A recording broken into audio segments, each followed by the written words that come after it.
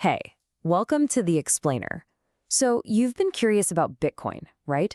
But it feels like, where do you even begin?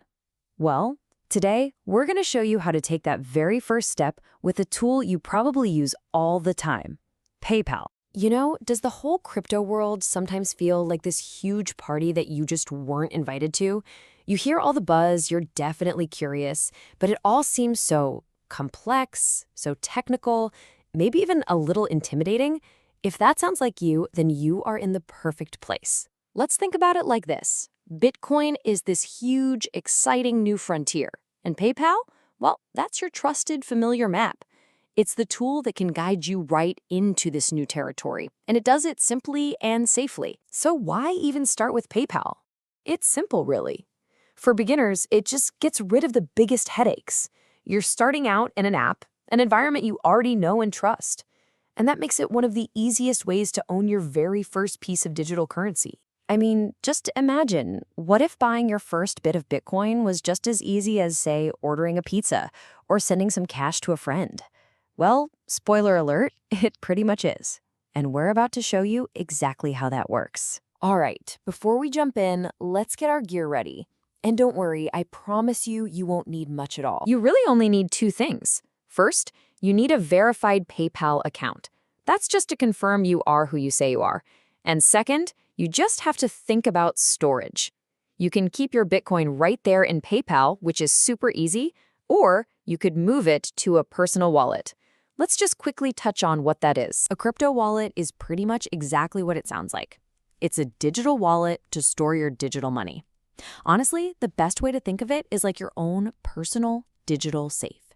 You hold the keys, you've got all the control. Okay, now for the main event, the actual purchase. And really, we've boiled this whole thing down to just 4 clicks. It's designed to be that simple. Okay, look how easy this is. You open your PayPal app, you tap on crypto. You pick Bitcoin from the list, then you just type in the amount you want to buy, and you can start with as little as $1, which is pretty cool. Then you just review the details, hit confirm, and that's it. You've just bought Bitcoin. Seriously. Now, buying right inside the PayPal app is one solid option. But there is another way to do it. You can use your PayPal account on a dedicated cryptocurrency exchange. Each route has its own pros and cons, so let's break them down. So here's the real trade-off.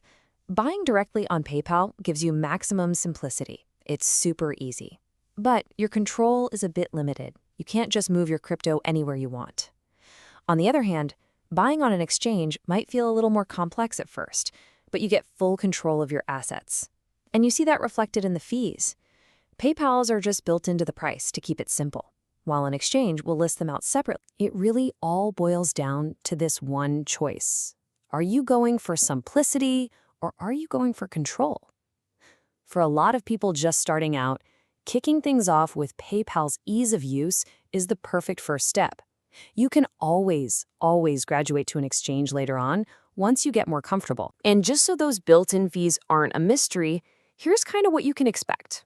When you buy or sell on PayPal, there's a transaction fee.